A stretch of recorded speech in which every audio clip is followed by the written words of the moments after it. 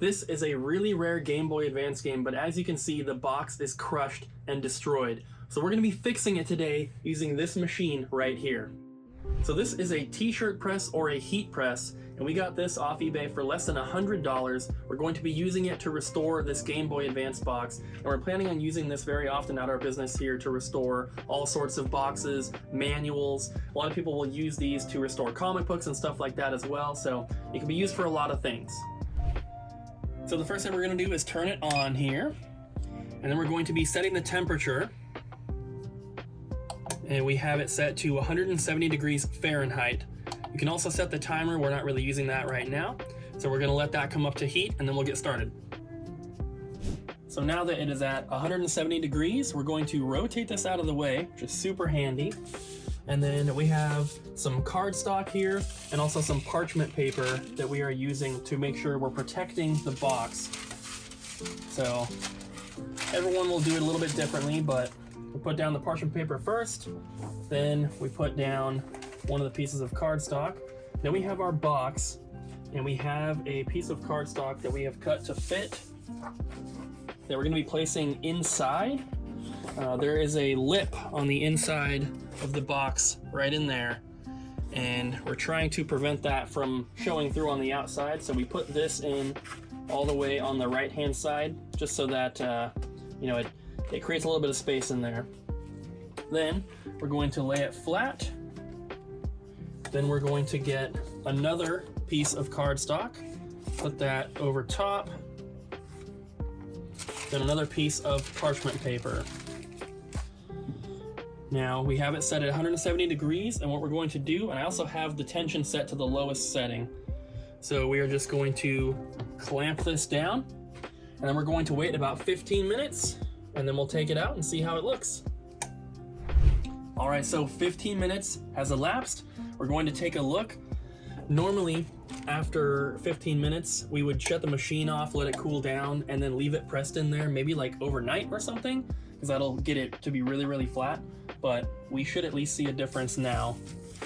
And if it needs it, we can of course put it back in. Ooh, it's warm. So that looks you can good. Compare that to how it was before.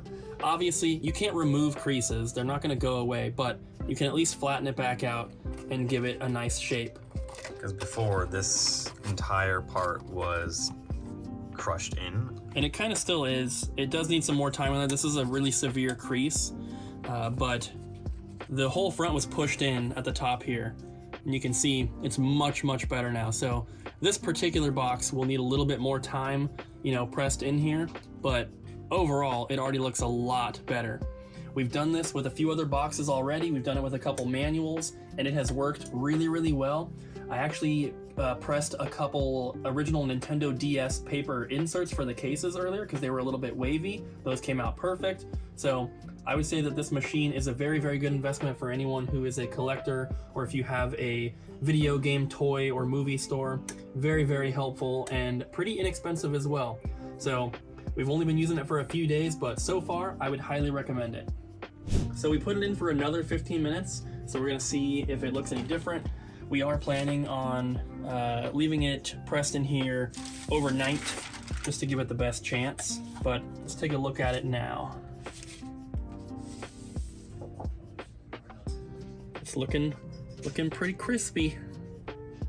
So the main issue I think is this on the top right here. Yeah, it keeps wanting to kind of buckle in on itself right there, but that may not be fixable because It's still way better than it was. Yeah. And with a box protector over it, it's gonna look pretty good. The cardboard right there is just so, it's so damaged. It's gonna be a little difficult to get it back to being perfect, but we can at least put it together. And looks a lot better than it did, that's for sure. Yeah. Because, I mean, mainly on this part, because there was like a pretty hefty crease, and I honestly, you can still see the little indent, but it's like not creased anymore, which is pretty insane. So that is how we are using the heat press to restore old video game boxes. Like I said earlier, you can do this for comic books. You could probably do it for trading cards, for like cardboard backings to old action figures, or whatever you want, really. So this is a really, really handy tool. I would highly recommend you guys pick one up if this is something that would be useful to you. And yeah, that's pretty much it for this one. So thank you guys for watching. Hope you liked the video. Hope you learned something. And we'll see you guys next time.